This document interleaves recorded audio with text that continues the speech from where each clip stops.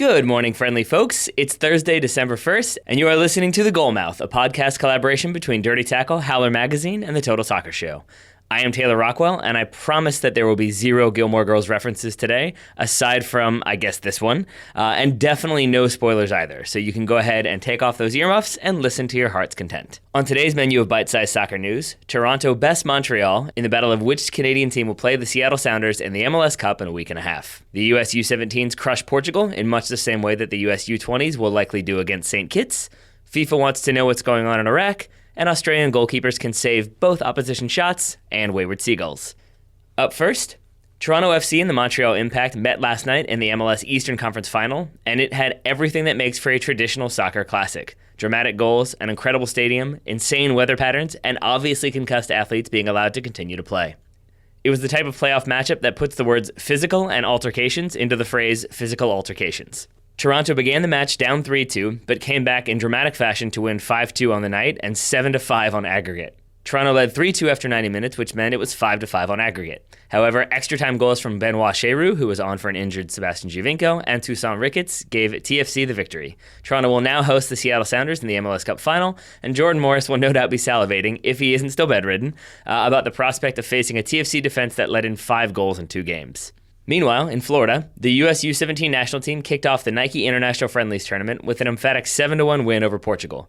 Keep in mind that this is the same tournament that brought Christian Pulisic to international prominence, so a hat trick from Josh Sargent, a brace from Atlanta United's Andrew Carlton, and the second-half cameo from PSG's Timothy Weah probably shouldn't be dismissed.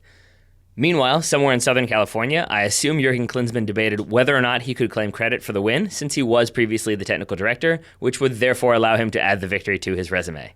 While we're on the subject of youth tournaments, the USA's qualifying group for the U20 World Cup has been announced. The Americans will face Panama, St. Kitts, and Haiti in the first group round. That's in Group B. There are 2 other groups who, you'll be surprised to learn, are known as Group A and Group C.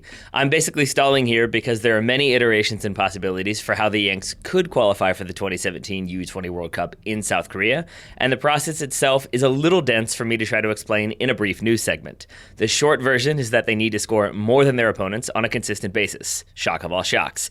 Given the way the U17s just annihilated their Portuguese opponents, and the fact that several of those players could be playing in those aforementioned qualifiers, I'm hoping the U20s can make it easy on themselves and book passage to Korea without too many complications.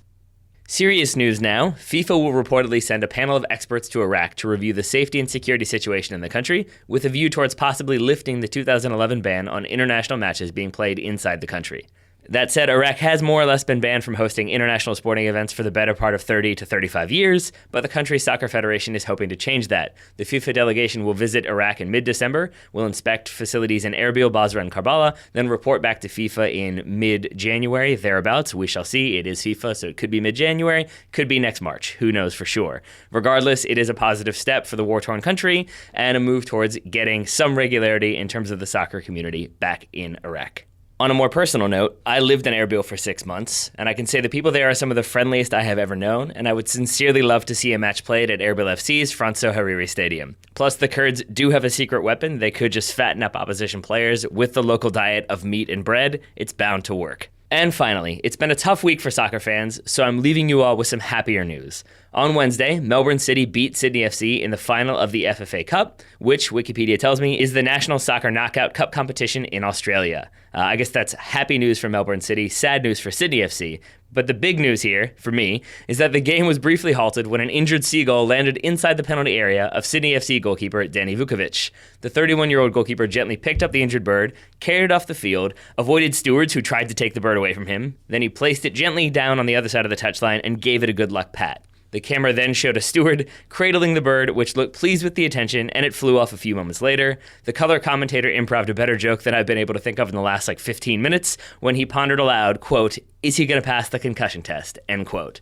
I strongly suggest you all watch the video, which will be in today's Goalmouth newsletter. It is guaranteed to make you smile. That's it for today's Goalmouth. You can explore all these stories, including the one featuring our seagull friend, in more depth by subscribing to our newsletter. The link is in the show notes. If you're inclined to be an especially wonderful listener, you can subscribe to the Goalmouth in iTunes, tell a friend about the program, or just leave us a review. I've been Taylor Rockwell. Ryan Bailey will be with you tomorrow, but until then, I'll leave you with today's Goalmouth top tip. Aussie goalkeepers are a bird's best friend.